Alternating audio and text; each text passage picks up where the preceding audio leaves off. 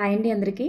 ఈరోజు మనం 7th క్లాస్లోని 9th, 10th, 11, 12, 13 ఈ 5 లెసన్స్ నుంచి మనం క్విక్ రివిజన్గా బిట్స్ అనేవి చూసుకుందాం. మీరు టెక్స్ట్ బుక్ రివిజన్ చేయాల్సిన అవసరం లేకుండా అకాడమీ బుక్లో ఉన్నటువంటి లైన్ టు లైన్ బిట్స్ అనమాట ఇవి. ఇక్కడ ఫస్ట్ నుంచి చూద్దాం. రాజ్యాంగ పీఠికలో లేని అంశం. ఇక్కడ ఆప్షన్ 4 అనేటటువంటిది రైట్ ఆన్సర్ అనమాట. Option 4 right answer. అంటే ఇది ఉండదు. సామ్యవాదం ఉంటుంది, సార్వభౌమత్వం ఉంటుంది, సామ్యవాదం ఉంటుంది, లౌకికవాదం ఉంటుంది, అలాగే ప్రజాస్వామ్యం ఉంటుంది, గణతంత్రం కూడా ఉంటుంది. ఈ ప్రాథమిక విధులు అనేటటువంటిది ఉండదన్నమాట. నెక్స్ట్ వన్, భారత ప్రభుత్వ చట్టం ఏ సంవత్సరంలో చేయబడింది? భారత ప్రభుత్వ చట్టం ఏ సంవత్సరంలో చేయబడింది? The right answer is option 2 is the right answer.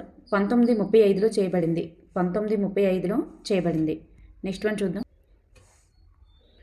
1928 సంవత్సరంలో భారత రాజ్యాంగాన్ని రూపొందించడానికి ఏర్పాటు అయ్యే కమిటీకి చైర్మన్గా వ్యవహరించినది ఎవరు? The right answer is Motilal Nehru. Next one, ఏ సంవత్సరంలో జరిగిన భారత జాతీయ కాంగ్రెస్ సమావేశం స్వాతంత్ర్య భారతదేశం యొక్క రాజ్యాంగం ఎలా ఉండాలో ఒక తీర్మానం ఆమోదించింది? ఏ సంవత్సరంలో జరిగినటువంటి భారత జాతీయ కాంగ్రెస్ సమావేశం మరి రాజ్యాంగం గురించి ఆమోదించింది అంటే తీర్మానాన్ని ఆమోదించింది? Option 4 is right answer. 1931. Next one, ఈ క్రింది వానిలో సరి అయిన దాన్ని గుర్తించండి. ఇక్కడ మనం చూస్తే పైవన్నీ కూడా సరి అయినవే. ఎందుకంటే భారత రాజ్యాంగ లిఖిత లేదా అలిఖిత రూపంలో ఉంటుంది. రాజ్యాంగం అనేది లిఖిత రూపంలోనే అలిఖిత రూపంలోనే ఉంటుంది. భారత రాజ్యాంగం లిఖిత రూపంలో ఉంది. బ్రిటిష్ రాజ్యాంగం అనేటటువంటిది అలిఖిత రూపంలో ఉంది. చూడండి, రాజ్యాంగం అనేటటువంటిది లిఖిత రూపంలోనే అలిఖిత రూపంలోనే ఉంటుంది. భారత రాజ్యాంగం లిఖిత రూపంలో ఉంటే బ్రిటిష్ రాజ్యాంగం అనేది అలిఖిత రూపంలో ఉంది. సో ఇక్కడ మనకి పైవన్నీ కూడా సరి అయినవే. నెక్స్ట్ వన్ చూద్దాం. మొదటిసారిగా ఏ సంవత్సరంలో భారత జాతీయ కాంగ్రెస్ ఒక రాజ్యాంగ సభ కోసం డిమాండ్ చేసింది? Option 4 is right answer. 1934. భారత రాజ్యాంగ సభకు ఎప్పుడు ఎన్నికలు జరిగాయి?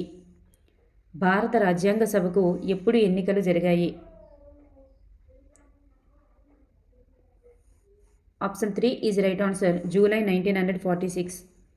రాజ్యాంగ సభ యొక్క మొత్తం సభ్యులకు సంబంధించి సరికానిది ఏది? మొత్తం సభ్యుల సంఖ్యకు సంబంధించి సరికానిది. మొత్తం సభ్యుల సంఖ్య. సో ఇక్కడ మనం చూస్తే ఆప్షన్ స్వదేశీ సంస్థానాల నుంచి 93 మంది రైట్ ఆన్సర్. షెడ్యూల్డ్ కులాల నుంచి 26 మంది రైట్ ఆన్సర్. మరి బ్రిటిష్ పాలనలో ఉన్నటువంటి రాష్ట్రాల నుంచి మరి 292 మంది రైట్ ఆన్సర్. అలాగే మహిళా సభ్యులు అనేటటువంటి వాళ్ళు 8 మంది అయితే కాదు, 9 మంది is the right answer. So ఇక్కడ 4 అనేటటువంటిది రాంగ్. టోటల్గా ఎంతమంది? 389 మంది అన్నమాట. నెక్స్ట్ వన్, భారత రాజ్యాంగ సభలో ఎంతమంది సభ్యులు ఉన్నారు? భారత రాజ్యాంగ సభలో 389 మంది ఉన్నారు. భారత రాజ్యాంగ సభకు అధ్యక్షుడు ఎవరు?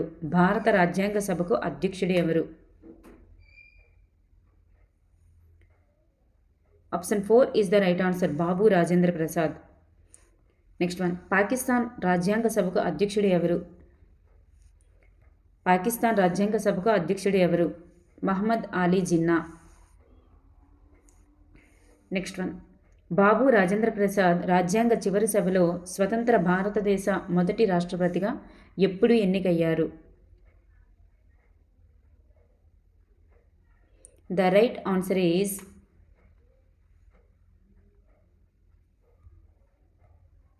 Option 3 is the right answer. 1950 జనవరి 24. 7 సభ్యులతో కూడినటువంటి ముసాయిదా కమిటీని ఎప్పుడు ఏర్పాటు చేశారు?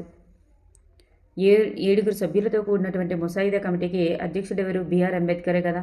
మరి ముసాయిదా కమిటీకి చైర్మన్ ఎవరంటే బిఆర్ అంబేద్కర్ గారు. మరి ఈ కమిటీని ఎప్పుడు ఏర్పాటు చేశారు అంటే ఆగస్టు 29, 1947 ఏర్పాటు చేయడం జరిగింది.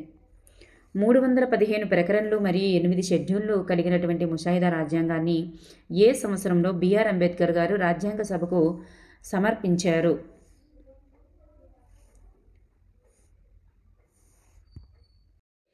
Right answer is 1948. Next one, B R Ambedkar గారి యొక్క పూర్తి పేరు. బిఆర్ అంబేద్కర్ గారి యొక్క పూర్తి పేరు doctor Bhimrao Ramji Ambedkar. Next one, Ambedkar గారికి సంబంధించి సరికాని దానిని గుర్తించండి. ఇక్కడ సరికాని దానిని గుర్తించాలి. ఇక్కడ తల్లి భీమాబాయి, తండ్రి రామ్జీ. మరి ఏప్రిల్ 14, 1891న సెంట్రల్ ప్రావిన్స్ మధ్యప్రదేశ్లో జన్మించారు. ఈయన భారత రాజ్యాంగపితగా పరిగణించబడ్డారు. మరి 1947లో భారతదేశపు రక్షణ మంత్రిగా నియమించబడ్డారు అనేది రాంగ్. మరి ఈయన న్యాయమంత్రిగా నియమించబడ్డారనమాట. ఇక్కడ న్యాయశాఖ మంత్రిగా నియమించబడ్డారు కాబట్టి ఇది సరికాదనమాట, ఆప్షన్ 4 అనేది. నెక్స్ట్ వన్, మన రాజ్యాంగాన్ని రాజ్యాంగ సభ ఎప్పుడు ఆమోదించింది? నవంబర్ 26న ఆమోదించడం జరిగింది. 1949 నవంబర్ 26న ఆమోదించడం జరిగింది. చూడండి, రాజ్యాంగ సభ ఆమోదం ఎప్పుడు? ఆమోదం ఇది అమలు కాదు. ఆమోదించబడింది ఎప్పుడు అంటే 1949 నవంబర్ 26. మరి ఎప్పుడు అమల్లోనికి వచ్చింది అనేటప్పుడు మనకి 1950 జనవరి 26 అనేటటువంటిది రైట్ ఆన్సర్. భారత రాజ్యాంగాన్ని తయారు చేయడానికి ఎన్ని రోజులు సమయం పట్టింది? భారత రాజ్యాంగాన్ని తయారు చేయడానికి ఎన్ని రోజుల సమయం పట్టింది? 2 సంవత్సరాల 11 నెలల 18 రోజులు. లక్ష్యాల తీర్మానాన్ని ఎప్పుడు ప్రతిపాదించారు?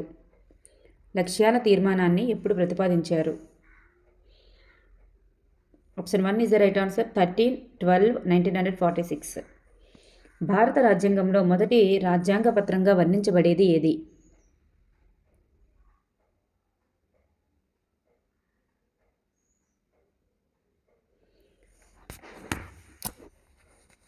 నెహ్రూ నివేదిక is the right answer. Nehru నివేదిక 1929. దాన్నే మొదటి రాజ్యాంగ పత్రంగా వర్ణించబడింది. నెక్స్ట్ వన్, స్వతంత్ర భారతదేశానికి ఎటువంటి రాజ్యాంగం ఉండాలో ఆశిస్తూ కాంగ్రెస్ తీర్మానం ఆమోదించినటువంటి ప్రదేశం ఎక్కడ?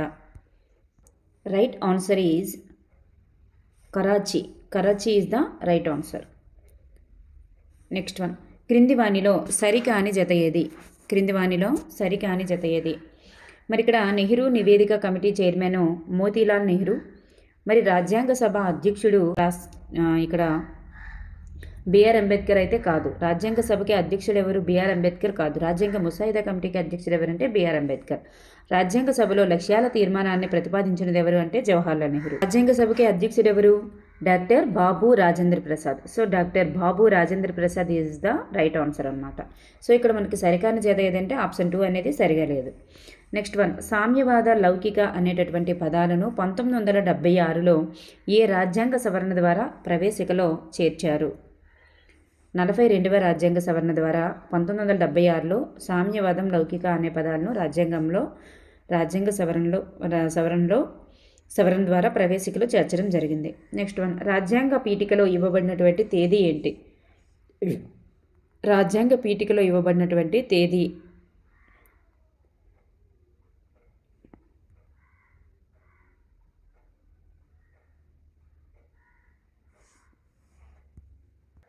అలాగే ఇంకో బిట్ ఏంటంటే ఇది 1976 కదా. 42వ రాజ్యాంగ సవరణ అనేది 1976.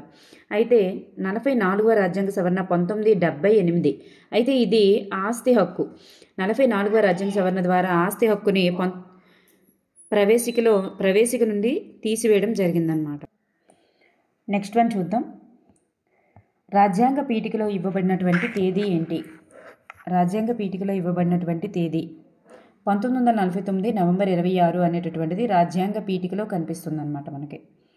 నెక్స్ట్ వన్, బాహ్య మరియు అంతర్గత విషయాలపై నిర్ణయాలు తీసుకునేటటువంటి పూర్తి అధికారాన్ని ఏమంటారు?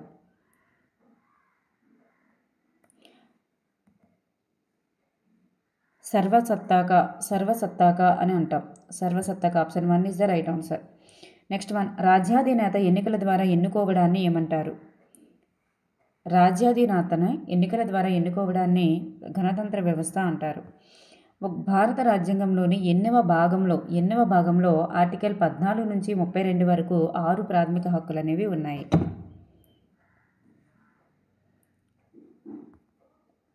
మూడవ భాగంలో ఉన్నాయి. So option 2 is the right answer.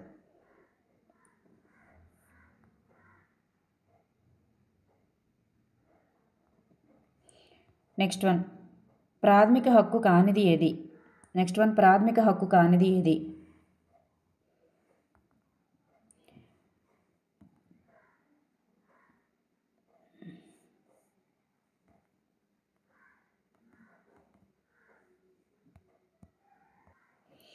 Option 4 is the right answer. లౌకిక హక్కు అనేటటువంటిది ప్రాథమిక హక్కు కాదు. ప్రకరణ 25 నుంచి 28 వరకు తెలియజేసేటటువంటి హక్కు ఏంటి? మత స్వాతంత్ర్యపు హక్కుని తెలియజేస్తుంది. మత స్వాతంత్ర్యపు హక్కు. ప్రకరణ 19 నుంచి 22 వరకు తెలియజేసేటటువంటి హక్కు ఏంటి? 19 నుంచి 22 వరకు తెలియజేసేటటువంటి హక్కు స్వేచ్ఛా హక్కు 21A అనేటటువంటిది తెలియజేస్తుంది అన్నమాట.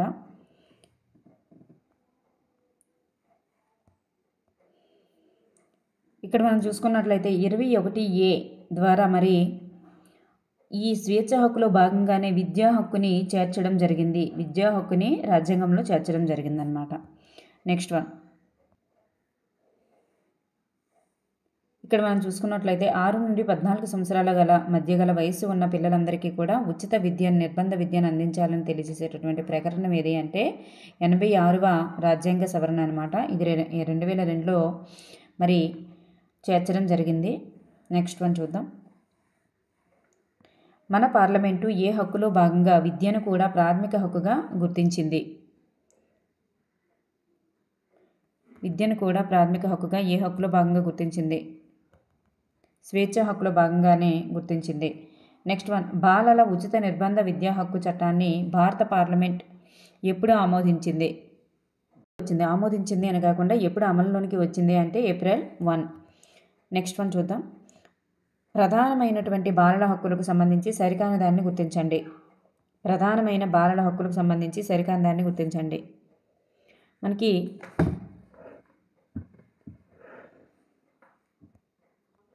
ఇక్కడ మనం చూసుకున్నట్లయితే జీవించే హక్కు ఉంటుంది, అభివృద్ధి చెందే హక్కు ఉంటుంది, రక్షణ పొందే హక్కు ఉంటుంది, భాగస్వామ్య హక్కు అనేటటువంటిది కూడా ఉంటుంది. ఈ సమానత్వపు హక్కు అనేటటువంటిది ఉండదన్నమాట. నెక్స్ట్ వన్ చూద్దాం. ప్రాథమిక విధులకు సంబంధించి 1976లో ప్రాథమిక విధులను 1976లో 42వ రాజ్యాంగ సవరణ ద్వారా ఆర్టికల్ 51A భాగంలో ఏ భాగంలో పొందుపరిచారు? 4వ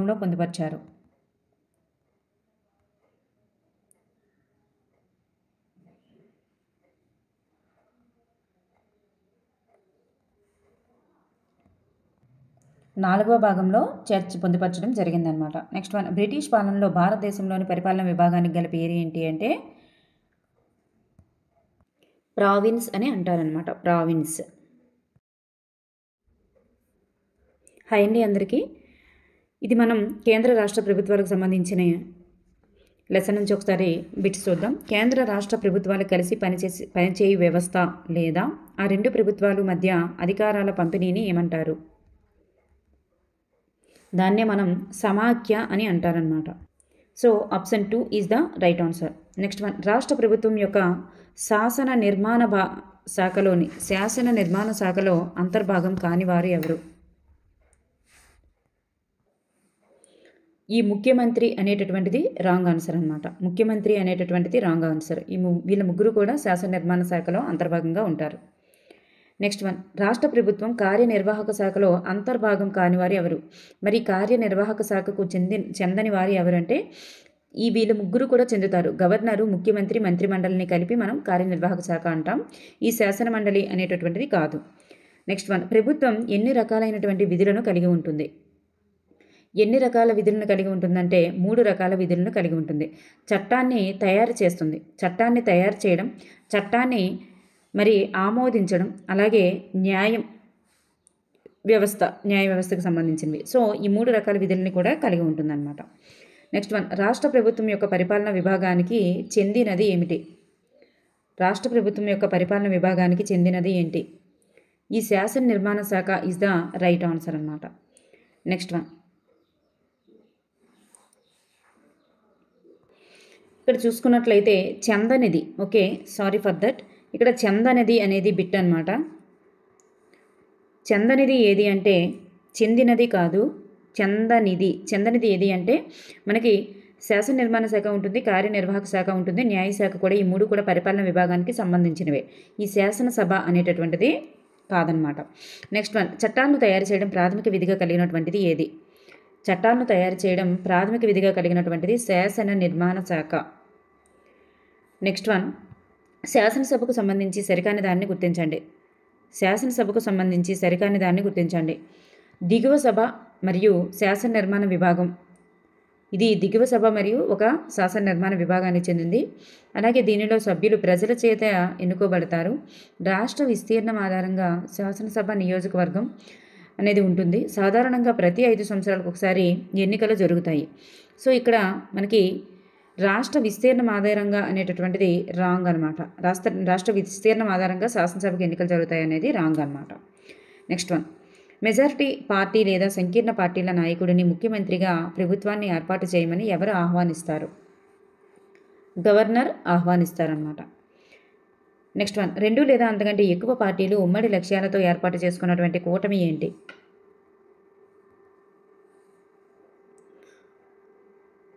సంకీర్ణ ప్రభుత్వం.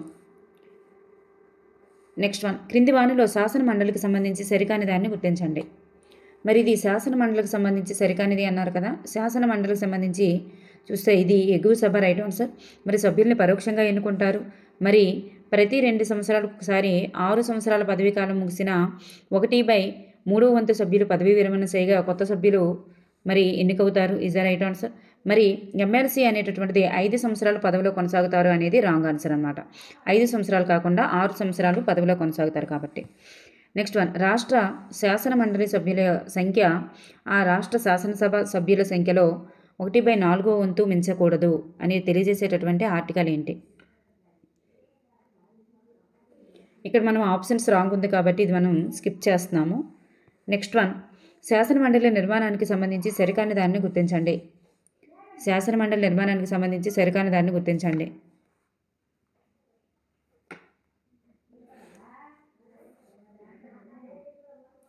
ఇక్కడ మనం చూస్తే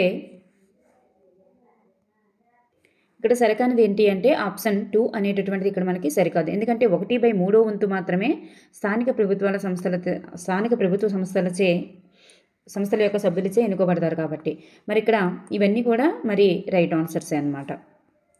నెక్స్ట్ వన్, రాష్ట్ర ప్రభుత్వం ఈ జాబితాలో ఉన్నటువంటి చట్టాలను తయారు చేస్తుంది.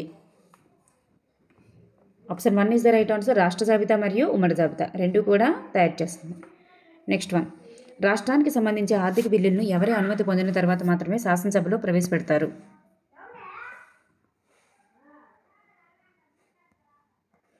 Governor is the right answer అనమాట. నెక్స్ట్ వన్, చట్టాన్ని అమలు చేయడానికి గెజిట్ ప్రతులను ఏ శాఖకు పంపుతారు? గెజిట్ ప్రతులను ఏ శాఖకు పంపుతారు? కార్యనిర్వాహక శాఖకు పంపుతారు. సో చట్టాన్ని అమలు చేసేది ఎవరు అంటే కార్యనిర్వాహక శాఖ ఈజ్ ద రైట్ ఆన్సర్. ఏదైనా ఒక బిల్లు ఆమోదం పొందిన తర్వాత గవర్నర్ ఆమోదం కోసం పంపబడుతుంది. ఏదైనా ఒక బిల్లు ఎవరి ఆమోదం పొందిన తర్వాత గవర్నర్ ఆమోదానికి పంపబడుతుంది అంటే అక్కడ శాసనసభ శాసన మండలి ఆమోదం పొందిన తర్వాతే గవర్నర్ యొక్క ఆమోదానికి పంపడం జరుగుతుంది అన్నమాట. నెక్స్ట్ వన్, శాసన తయారీ ప్రక్రియ ఏ శాఖలో జరుగుతుంది? శాసనాలను ఎవరు తయారు చేస్తారు? శాసన నిర్మాణ శాఖ తయారు చేస్తే కార్యనిర్వాహక శాఖ అమలు చేస్తుంది అన్నమాట. అదే ఆమోదిస్తుంది, అమలు చేస్తుంది కూడా. నెక్స్ట్, క్రింది వానిలో సరికాని దాన్ని గుర్తించండి. ఇక్కడ మంత్రి మండలిని ముఖ్యమంత్రి నియమిస్తారు అనేటటువంటిది రాంగ్ అనమాట. సో మంత్రి మండలి అన్ని శాఖలను సమన్వయం చేస్తారు మరియు పర్యవేక్షిస్తారు. అలాగే మంత్రి మండలి ముఖ్యమంత్రిని ఎన్నుకోవడం జరుగుతుంది. ఎక్కువ ఎమ్మెల్యే సీట్లు గెలుచుకున్నటువంటి పార్టీ నుంచి ముఖ్యమంత్రిని ఎన్నుకుంటారు. ఇక్కడ మంత్రి మండలిని ముఖ్యమంత్రి నియమిస్తారు అనేది రాంగ్. ఇక్కడ మనం చూసుకున్నట్లయితే ఈ ముఖ్యమంత్రి అనేటటువంటి వాళ్ళు నియమించరు, ఎన్నుకుంటారు. ముఖ్యమంత్రి ఎన్నుకున్న తర్వాత ఈ మంత్రిమండలి ఏ మంత్రిమండలి ఎవరు కావాలి అనేది ఎన్నుకున్న తర్వాత గవర్నరే నియమిస్తారనమాట.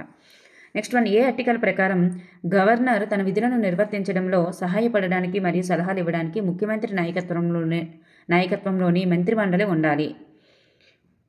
అంటే ఆర్టికల్ 163లోని 1 అనమాట. 163లోని 1.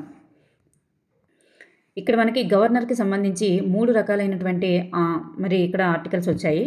158(3) క్లాజ్ ఏ ఏం చెప్తుందంటే మరి 2 లేదా అంతకంటే ఎక్కువ రాష్ట్రాలకు గవర్నర్ని నియమించవచ్చు అని చెప్పేసి చెప్తుంది. మరి 163(1) ఏం చెప్తుందంటే ఇది చెప్తుంది. అంటే మంత్రిమండలి అనేటటువంటి వాళ్ళు గవర్నర్ తన విధులను నిర్వర్తించడంలో సహాయపడడానికి మరి సలహాలు ఇవ్వడానికి ముఖ్యమంత్రి నాయకత్వంలోని మంత్రిమండలి ఉండాలని చెప్తుంది. మరి 171 ఏం చెప్తుందంటే ఇది లాస్ట్ది ఏం చెప్తుందంటే ఒక రాష్ట్రం యొక్క శాసన మండలిలోని సభ్యుల సంఖ్య అనేది ఆ రాష్ట్ర శాసనసభ సభ్యులకి 1/4 మించకూడదు అని చెప్తుందన్నమాట.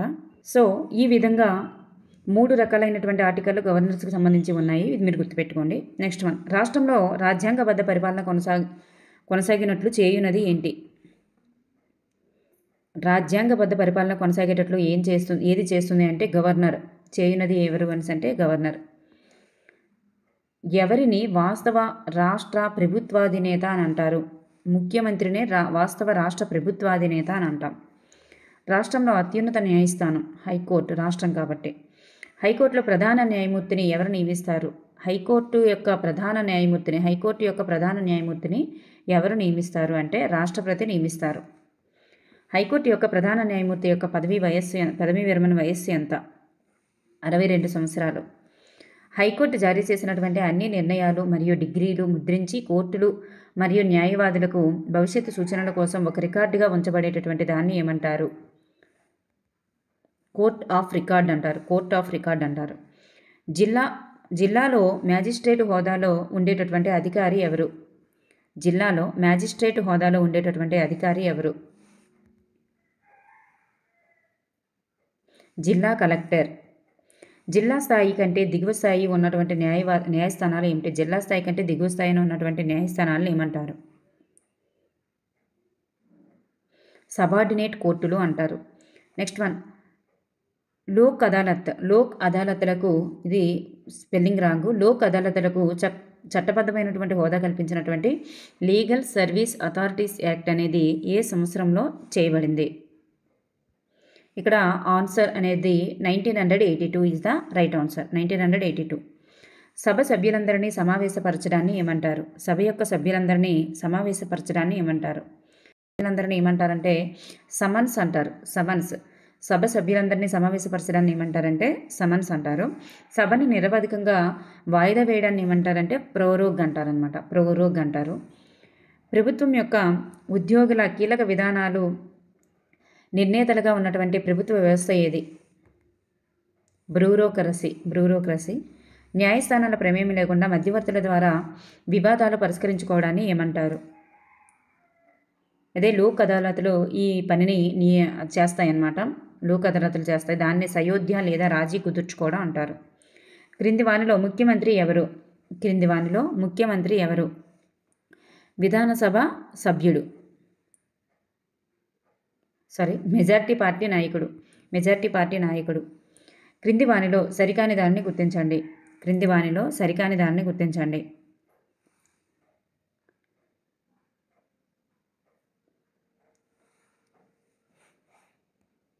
ఇక్కడ మనం చూసుకుంటే ఆప్షన్ 3 అనేటటువంటిది ఇక్కడ సరికాదనమాట. నెక్స్ట్ వన్, మండల స్థాయిలో ముఖ్య పరిపాలనా కార్యనిర్వహణాధికారి ఎవరు? తహసీల్దార్. నెక్స్ట్ వన్ చూద్దాం. లెసన్ చూద్దాం. రహదారి భద్రత లెసన్ నుంచి క్రింది వానిలో సరికాని దానిని గుర్తించండి. సో ఇక్కడ మనం చూస్తే అధిక శాతం రహదారి ప్రమాదాలు మానవ తప్పిదాల వల్లనే జరుగుతాయి. అలాగే రహదారి ప్రమాదాలు పూర్తిగా అరికట్టదగినవి. సో ఈ రెండింటి నుంచి మనం కన్క్లూజన్ చూసుకున్నట్లయితే రెండు కూడా మనకి ఇక్కడ సరి అయినవే. నెక్స్ట్ వన్, గ్రామీణ ప్రాంతాలలో రహదారి ప్రమాదం కానిది ఏది?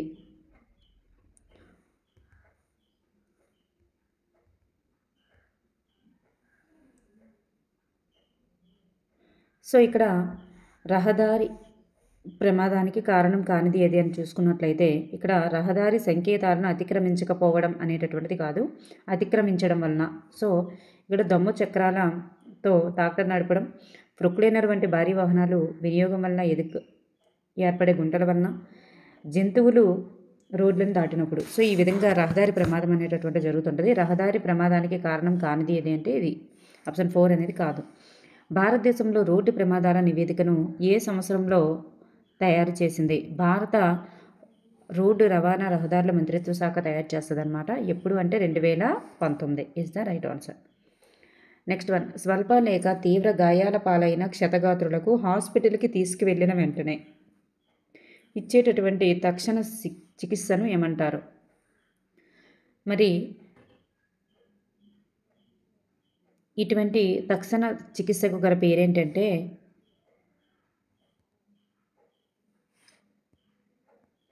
Trauma care is the right. Next one చూద్దాం. రహదారి ప్రమాదాలకు సంబంధించి ఇతర కారణాల్లో సరికానిది ఏది?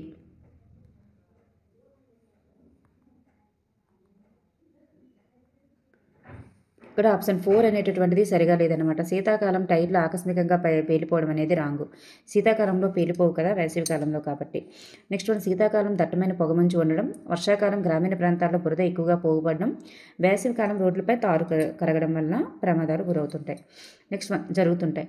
భారతదేశంలో రోడ్డు ప్రమాదాల నివేదిక 2019 ప్రకారం ప్రమాదాలకు గురవుతున్నటువంటి వారిలో 18 నుంచి 25 సంవత్సరాల మధ్య గల వయసు వారి వాటా ఎంత?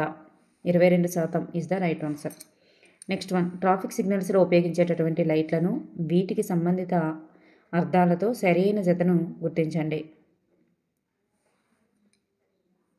ఇక్కడ ఆప్షన్ 1 మాత్రమే సరి అయినదన్నమాట.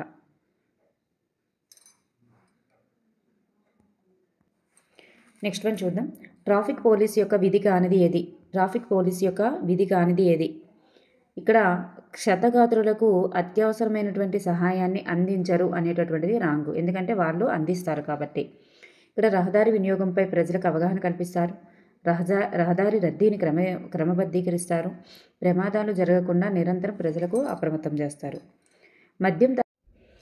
మద్యం తాగి వాహనాలు నడిపేటటువంటి వ్యక్తులను గుర్తించడానికి ఉపయోగించేటటువంటి పరికరం ఏది? ఇక్కడ వ్యక్తులను గుర్తించడానికి ఉపయోగపడేటటువంటి పరికరం బ్రీత్ ఎనలైజర్.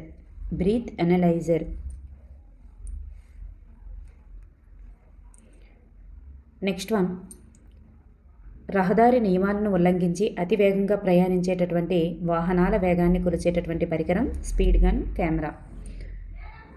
క్రింది వానిలో ట్రాఫిక్ సంకేతాలు అంటే ట్రాఫిక్ గుర్తులు కానిది ఏది? సో ఇక్కడ మనకి ఆప్షన్ 1 అనేది కాదు, అంటే తప్పనిసరిగా పాటించవలసినటువంటి అవసరం లేని గుర్తులు అనేది కాదనమాట. ఇక్కడ తప్పనిసరిగా పాటించాల్సిన గుర్తులు ఉంటాయి, సమాచార గుర్తులు ఉంటాయి, హెచ్చరిక గుర్తులు కూడా ఉంటాయి. అనేటటువంటి ట్రాఫిక్ చిహ్నం తెలియజేసేటటువంటి సమాచారం దారి ఇవ్వుము అని. రహదారి భద్రతా వారోత్సవాలు నిర్వహించేటటువంటి నెల? ఏ నెలలో రహదారి భద్రతా వారోత్సవాలు జరుపుకుంటారు? జనవరిలో జరుపుకుంటారు. రహదారి మార్కింగ్ గుర్తులను ఏ విధంగా పరిగణిస్తారు? రహదారి మార్కింగ్ గుర్తులను ఏ విధంగా పరిగణిస్తారు అంటే footpath, road divider, zebra crossing, ఈ మూడింటిగా కూడా పరిగణిస్తారు. ఈ క్రింది రహదారి మార్కింగ్ గుర్తు యొక్క ఉద్దేశ్యం ఏమిటి?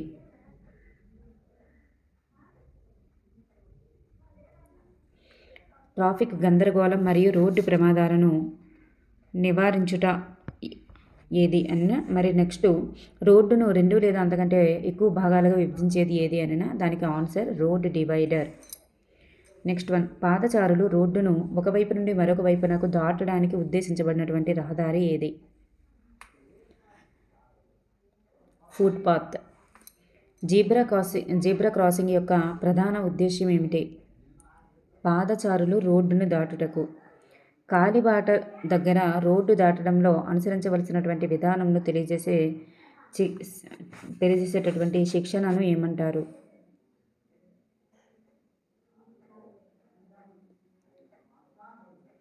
క్యార్బ్ డ్రిల్ అంటారు. క్రింది వానిలో పాదచారులు చేయకూడనిది ఏంటి? పాదచారులు చేయకూడనిది రోడ్లను వేగంగా దాటాలి అనేది చేయకూడదు. నెక్స్ట్ జీబ్రా క్రాసింగ్ల వద్ద రోడ్డు దాటాలి. రైల్వే ట్రాక్ను సబ్వే లేదా ఓవర్ బ్రిడ్జ్ ద్వారానే దాటాలి. ఫుట్పాత్లపైన లేదా రోడ్డుకి ఎడమవైపు మాత్రమే నడవాలి. నెక్స్ట్ వన్, రహదారి భద్రతా క్లబ్ను మొదట ఢిల్లీలో ఎప్పుడు ప్రారంభించారు? 2010 జనవరిలో. నెక్స్ట్ వన్, మోటార్ వాహనాలు నడపడానికి కనీస వయస్సు 21 సంవత్సరాలు. మోటార్ వాహనాలు నడపడానికి కనీస వయో పరిమితి 25 సంవత్సరాలు. సో ఈ రెండింటిలో మనకి సరి అయినది ఏది? మనకి ఆప్షన్ 1 అనేటటువంటిది సరికాదు. ఆప్షన్ 1 అనేటటువంటిది సరికాదు. 18 సంవత్సరాలు 18 సంవత్సరాలు వయో పరిమితి కాబట్టి. సో ఇక్కడ మనకి ఏ అసత్యము, బి సత్యము is the right answer. Next one, రహదారి భద్రతా కార్యకలాపం యొక్క లక్ష్యం ఏంటి?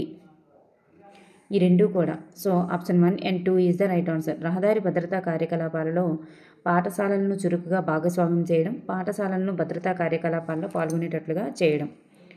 నెక్స్ట్ వన్, ఈ క్రింది వానిలో వాహనాల ఆగుటను సూచించేటటువంటి గుర్తు ఏది? ఆగుటను సూచించేది తెలుసు కదా, రెడ్. నెక్స్ట్, క్రింది వానిలో భిన్నమైన దాన్ని గుర్తించండి. ఫుట్పాత్, డివైడరు, జీబ్రా క్రాసింగ్ మరి రోడ్డుకి సంబంధించినవి. ఓవర్ బ్రిడ్జ్ అనేది ట్రైన్ దగ్గర రోడ్డు దాటడానికి అనమాట. నెక్స్ట్ వన్, కెర్బ్ ట్రిల్లులో రోడ్డు దాటుటకు రోడ్డుకు గమనించాల్సినటువంటి విధానం కానిది ఏది?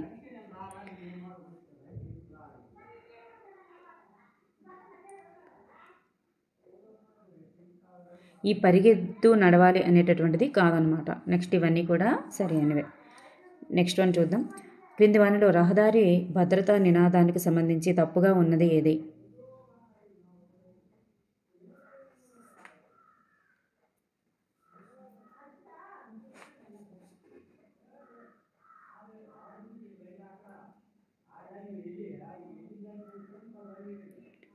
ఇక్కడ చూడండి, రహదారులపై సహనం ఆసుపత్రుల పాలవడానికి కారణం అనేటటువంటిదే కాదనమాట.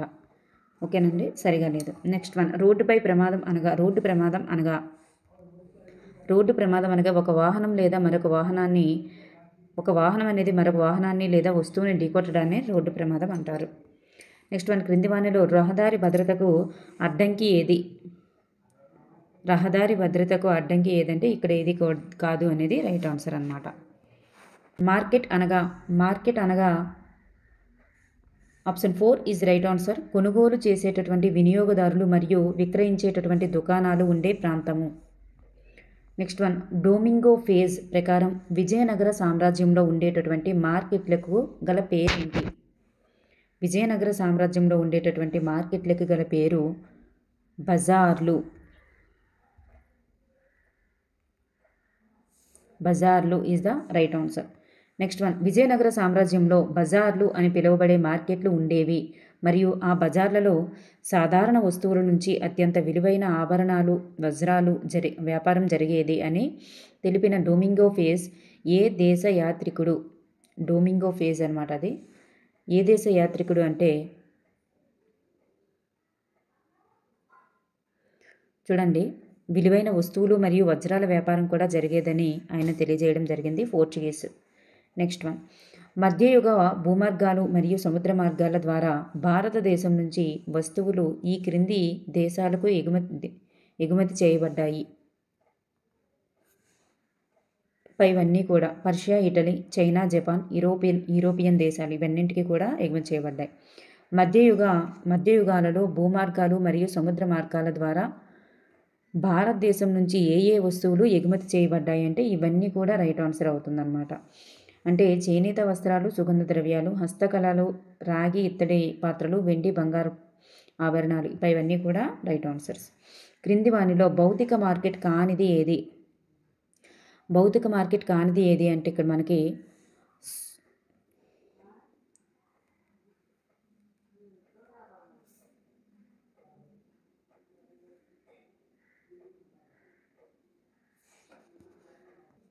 దేశంలో అన్ని ప్రాంతాలలో వస్తువులు మరియు సేవల కోసం వర్తకం జరిగేటటువంటి మార్కెట్ని ఏమంటారు?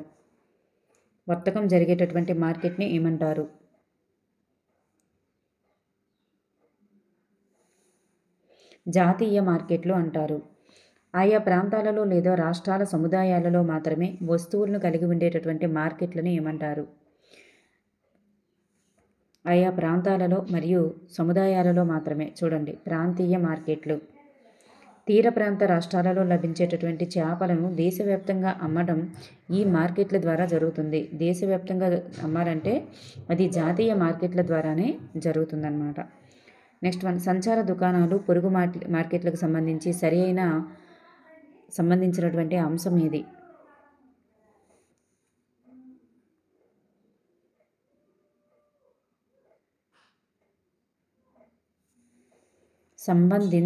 ఇక్కడ సంబంధించిన కాదు, సంబంధించని అంశం ఏది అంటే మన దగ్గర డబ్బులు ఉన్నప్పుడు మాత్రమే కొనుగోలు చేయగలం, లేనప్పుడు అప్పుగా కొనుగోలు చేయలేము. సంబంధించిన అంశం ఏదంటే ఇది అవుతుందన్నమాట. నెక్స్ట్ వన్, క్రింది వానిలో నగదును చెల్లించేటటువంటి విధానం ఏంటి?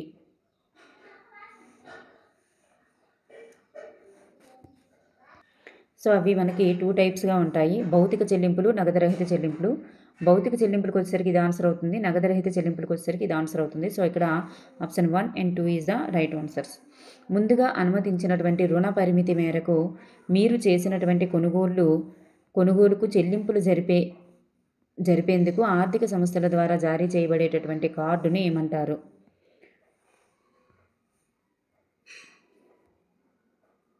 దాన్నే క్రెడిట్ కార్డ్ అని అంటారనమాట. దాన్నే క్రెడిట్ కార్డ్ అని అంటాం. రైతు బజారులో కూరగాయల దుకాణాన్ని నిర్వహించుకోవడానికి ప్రభుత్వానికి సహాయం కోసం దరఖాస్తు చేసుకున్నది ఎవరు? రాజమ్మ అనేటటువంటి వికలాంగురాలు. రైతు బజార్లు మన రాష్ట్రంలో ఏ సంవత్సరంలో ప్రారంభించారు?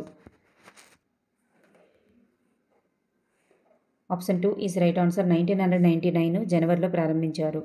రైతుల ప్రయోజనాల కోసం రైతులు వినియోగదారుల మధ్య పొత్తులను నివారించడం కోసం ప్రభుత్వం నిర్వహించేటటువంటి మార్కెట్ ఏంటి?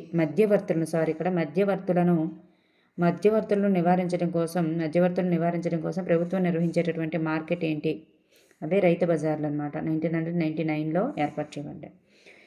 పట్టణ మరియు నగరాలలోని వివిధ ప్రాంతాలలో ఒకే ప్రాంగణంలో దాదాపు అన్ని రకాల వస్తువులు విక్రయించేటటువంటి దుకాణాలు ఉంటాయి. వాటిని ఏమంటారంటే షాపింగ్ కాంప్లెక్స్లు అంటారు. ప్రాచీన కాలం నుంచి గ్రామీణ ప్రజల జీవితాలలో అంతర్భాగంగా ఉండటమే కాక జీవనోపాధిని అందించడంతో పాటు స్థానిక ఉత్పత్తులకు గిరాకీ కల్పించేటటువంటి మార్కెట్ ఏంటి? వారాంతపు సంతలు. In the bazaars of Hyderabad అనేటటువంటి గేయంలో మార్కెట్లను గురించి వివరించినది ఎవరు?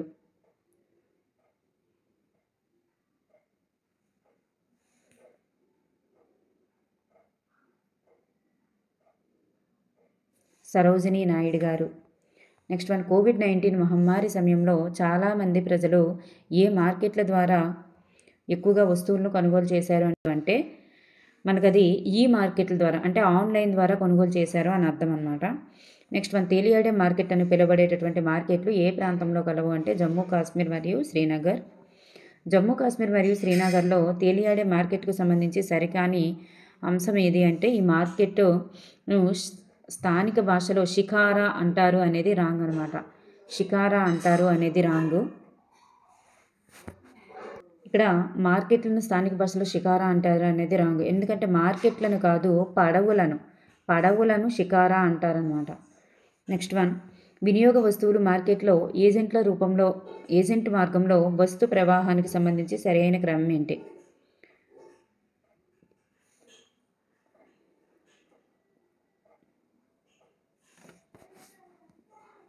ఇక్కడ మనకి ఆప్షన్ 2 అనేది సరైందనమాట. అంటే మనం ఇక్కడ ఆర్డర్లోనే ఇచ్చుకున్నాం. ఉత్పత్తిదారుడు, వినియోగదారుడు, తర్వాత ఏజెంటు, చిల్లర వర్తకుడు, తర్వాత టోకు వర్తకుడు, పంపిణీదారు. క్రింది వానిలో సరికాని వాక్యాన్ని గుర్తించాలి. ఇక్కడ చూస్తే ఈ కామర్స్ లేదా ఎలక్ట్రానిక్ కామర్స్ అనేటటువంటిది ఒక వ్యాపార వేదిక. ఇది రైట్ ఆన్సరే. కుటీర పరిశ్రమ అనేది ఒక ఉత్పత్తి వ్యవస్థ. ఈ రెండు కూడా సరి అయినవి. ఇక్కడ సరికానిదంటూ ఏదీ లేదనమాట. గ్రామీణ నిరుద్యోగులకు ఒక వరం లాంటిది ఏవి? కుటీర పరిశ్రమలు ఈజ్ ద రైట్ ఆన్సర్. వినియోగదారుల చట్టం ఏ సంవత్సరంలో ఎప్పుడు ఆమోదించబడింది? వినియోగదారుల చట్టం ఏ సంవత్సరంలో ఎప్పుడు ఆమోదించబడింది? 2019 ఆగస్టు 9న ఆమోదించబడింది. వినియోగదారుల రక్షణ చట్టం 1986 ప్రకారం జాతీయ వినియోగదారుల వివాద పరిష్కార కమిషన్ మరి ఏ సంవత్సరంలో స్థాపించబడింది? ఇక్కడ మనకి పైన ఇచ్చేటటువంటి బిట్లో మనకి ఇది ఎప్పుడు అంటే 1986. ఓకే, 86 చట్టం అనేది మరి ఏ సంవత్సరంలో మరి ఇది స్థాపించబడింది? ఎన్సిడిఆర్సి అనేటటువంటిది ఏ సంవత్సరంలో స్థాపించబడింది అంటే ఇక్కడ answer is 1988. 1988 is the right answer అన్నమాట. నెక్స్ట్ వన్, వినియోగదారుల భావనను విస్తృతం చేసినటువంటి చట్టం ఏది? వినియోగదారుల భావనను విస్తృతం చేసిన చట్టం వినియోగదారుల రక్షణ చట్టం 2019. వినియోగదారుల రక్షణ చట్టం 2019. కొనుగోలు మరియు విక్రయించేటటువంటి వ్యక్తిని ఏమంటారు? కొనుగోలు మరియు విక్రయించేటటువంటి వ్యక్తిని ఏమంటారు?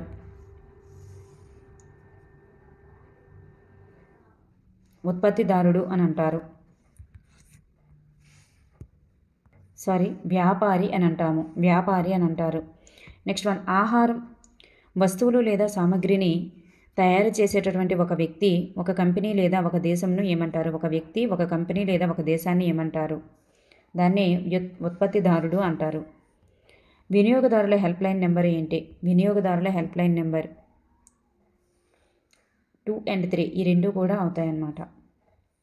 ప్రతి సంవత్సరం జాతీయ వినియోగదారుల దినోత్సవంగా ఎప్పుడు జరుపుకుంటారు? డిసెంబర్ 24. ప్రజల ఫిర్యాదులను విని తీసుకోవలసినటువంటి చర్యలను సూచించేటటువంటి న్యాయస్థానాలను ఏమంటారు? ఫోరం లేదా వేదిక అంటారు. ఈ మార్కెట్లలో వస్తువులు చౌకగా లభిస్తాయి. ఏ మార్కెట్లలో వస్తువులు చౌకగా లభిస్తాయంటే ఈ మార్కెట్లు. క్రింది వానిలో అంతర్జాతీయ మార్కెట్ కలిగి ఉన్నటువంటి వస్తువులు ఏవి? చూడండి, ఇక్కడ ఎక్కడ చౌకగా లభిస్తాయి అంటే మనకి వారాంతపు సంతలు అని అంటున్నారు. వారాంతపు సంతలు ఈజ్ ద రైట్ ఆన్సర్ అనుకుంటా. ఓకే అండి. నెక్స్ట్ వన్, క్రింది వానిలో అంతర్జాతీయ మార్కెట్ కలిగి ఉన్నటువంటి వస్తువులు ఏవి? ఇవన్నీ కూడా బంగారం, ఆభరణాలు, పెట్రోలియం అన్నీ కూడా అవుతాయి అన్నమాట. నెక్స్ట్ వన్ చూద్దాం. పెద్ద మొత్తంలో వస్తువులను కొనుగోలు చేసేటటువంటి వారికి ఎలా పిలుస్తారు? పెద్ద మొత్తంలో వస్తువులను కొనుగోలు చేసే వారిని టోక్ వర్తకులు అని పిలుస్తారనమాట. నెక్స్ట్ వన్, ప్రపంచ పరివర్తనలో మహిళలు. Last lesson 13 lesson. ఎన్ఎస్ఎస్ 61వ రౌండ్ గణాంకాల ప్రకారం భారతదేశంలో శ్రామిక మహిళలలో వ్యవసాయ పనులలో నిమగ్నమైన వారి యొక్క శాతం ఎంత అంటే 83.6%. 83.6%. భారతదేశంలో ఎన్ఎస్ఎస్ 61వ రౌండ్ గణాంకాలు అనేవి ఏ సంవత్సరంలో జరిగాయి అంటే 2004 to 2005లో జరిగాయి. బాలికల విద్యను ప్రోత్సహించేందుకు 2015లో నరేంద్ర మోడీ గారు ప్రారంభించినటువంటి పథకం పేరేంటి? 2015లో ప్రారంభించారు. మరి 2024 నాటికి మరి 10 సంవత్సరాలు కంప్లీట్ అయింది. బేటీ బచావో బేటీ పడావో. నెక్స్ట్ వన్, స్త్రీల పట్ల ఉన్నటువంటి వివక్షత కానిది ఏది?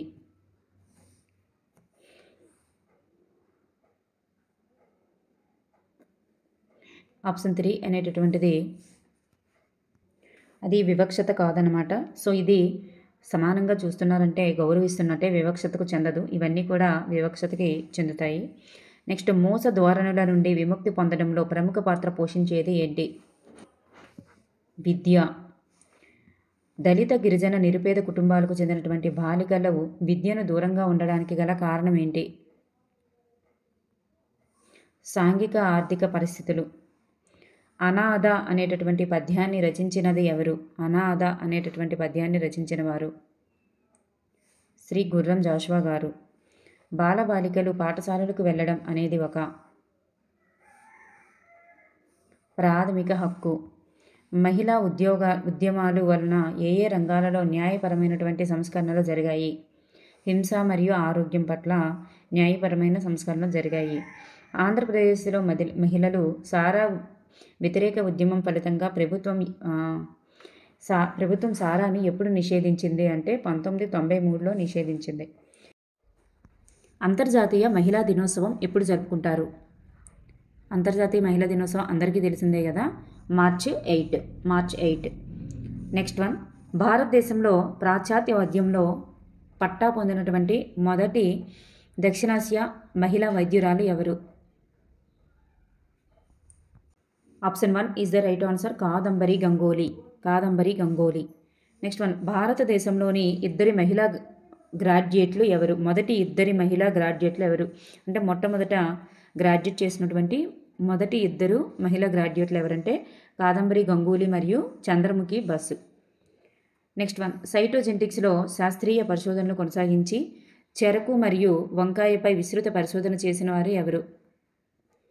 మరి పరిశోధన చేసి 1777లో పద్మశ్రీ అవార్డును పొందినటువంటి మహిళ ఎవరు? Janaki Ammal Edavalath Kakkat. Janaki Ammal Edavalath Kakkat. Next one, Padmashri award అందుకున్నటువంటి మొదటి భారతీయ మహిళా శాస్త్రవేత్త ఎవరు అన్నా కానీ ఆవిడే అన్నమాట. నెక్స్ట్ వన్, క్రింది వారిలో మహిళలు మరియు వారికి చెందినటువంటి ప్రాంతానికి సంబంధించి సరికాని జత ఏది? ఇక్కడ రాజకుమారి దేవి అనేది మహారాష్ట్ర అనేది రాంగ్ ఆన్సర్ అనమాట. రాజకుమారి దేవి మహారాష్ట్ర అనేది wrong answer. Next one, Mithali Raj ఆమె ప్రశంసనీయమైనటువంటి ప్రదర్శనలకు ఏ పేరుతో ట్యాగ్ను సంపాదించి పెట్టాయి? లేడీస్ సచిన్గా పిలువబడుతుంది అనమాట. నెక్స్ట్, మిథాలీ రాజుకు సంబంధించి సరికానిది ఏమిటి? ఇక్కడ బౌలర్ అయితే కాదనమాట, ఆవిడ బ్యాట్స్మెన్. సో ఇక్కడ ఇవన్నీ కూడా రైట్ ఆన్సర్సే. నెక్స్ట్ వన్, భారతదేశంలో 2017లో యూపీఎస్సీ నిర్వహించినటువంటి సివిల్ సర్వీసెస్ పరీక్షల్లో 124వ ర్యాంకు సాధించి మొదటి దృష్టిలోపం ఉన్నటువంటి ఐఏఎస్ అధికారినిగా గుర్తింపు తెచ్చుకున్నది ఎవరు? ప్రాంజల్ పాటిల్. దేశంలోనే తొలి మహిళా కమాండో ట్రైనర్ ఎవరు? సీమారావు. నెక్స్ట్ వన్, జీత్ కునే డోలో అనేటటువంటి మార్షల్ ఆర్ట్స్ను అభివృద్ధి చేసినది ఎవరు? బ్రూస్లీ. నెక్స్ట్ వన్, తన భర్త అయినటువంటి మేజర్ దీపక్రావు భాగస్వామ్యంతో 15,000 మంది సైనికులకు క్లోజ్ క్వార్టర్ యుద్ధాల్లో శిక్షణ ఇచ్చినది ఎవరు? సీమారావు. ఆనంద్పూర్ జ్యోతి అనేటటువంటి సెంటర్ను ప్రారంభించిన వారు ఎవరు? ఆనంద్పూర్ జ్యోతి అనేటటువంటి సెంటర్ను ప్రారంభించిన వారు రాజ్కుమారి దేవి. నెక్స్ట్ వన్, రాజ్కుమారి దేవికి సంబంధించి సరికాని దాన్ని గుర్తించండి. ఇక్కడ మనకి ఆమెకి పద్మభూషణ్ వచ్చింది అనేది మనకి ఇక్కడ సరికాదు అనమాట. పద్మభూషణ్ వచ్చింది అనేది సరికాదు. నెక్స్ట్ వన్, వందనా శివ అందుకున్నటువంటి అవార్డు ఏమిటి? వందనా శివ అందుకున్నటువంటి అవార్డు ఏమిటి? పై రెండు కూడా సరి అయినవే. 1993లో రైట్ లైవ్లీహుడ్ అవార్డు అందుకున్నారు. 2010లో సిడ్నీ శాంతి బహుమతి అందుకున్నారు. సో ఇక్కడ రెండు కూడా సరి అయినవే. Research foundation for science technology and ecology వ్యవస్థాపకులు ఎవరు? Vandana Shiva. Option 2 is the right answer. Vandana Shiva. Next one, క్రింది వానిలో లక్ష్మీ అగర్వాల్ స్థాపించినటువంటి ఎన్జిఓ సంస్థ ఏది?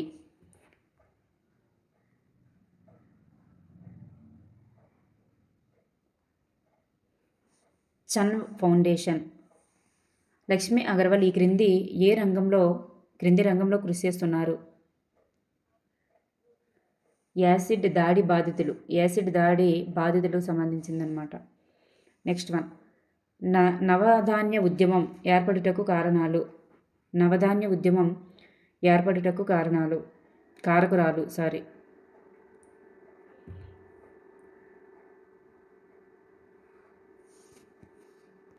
వందనా Shiva. Option 2 is the right answer. Vandana Shiva. Next one, botanical survey of India director general ఎవరు?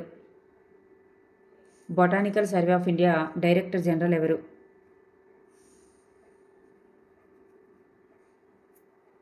అంటే డైరెక్టర్ జనరల్గా పనిచేసినది ఎవరు అని. జానకి అమ్మాల్.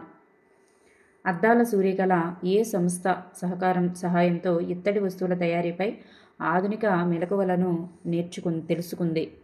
నాబార్డ్ సహకారంతో. Nandini Harnath ISRO project manager, mission designer మరియు డిప్యూటీ ఆపరేటర్ డైరెక్టర్గా పనిచేసినటువంటి మిషన్ ఏది?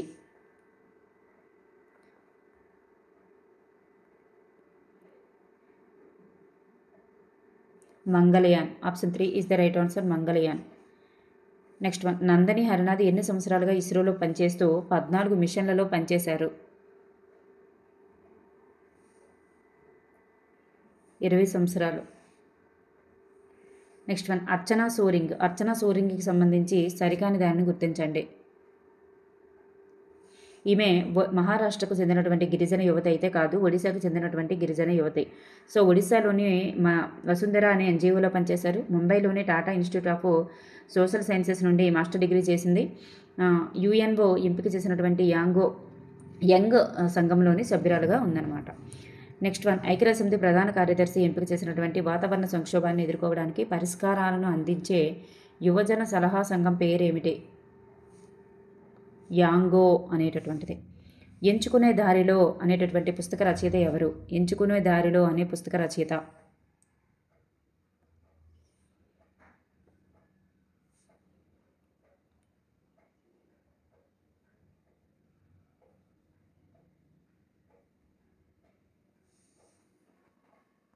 ఇక్కడ option 1 is the right answer, మహానాథ్ ఖామి అనమాట. నెక్స్ట్ వన్ చన్వే ఫౌండేషన్ ఈ క్రింది ఎవరి కొరకు కృషి చేస్తుంది అంటే యాసిడ్ దాడి బాధితుల కొరకు అనమాట. Thank you for everyone.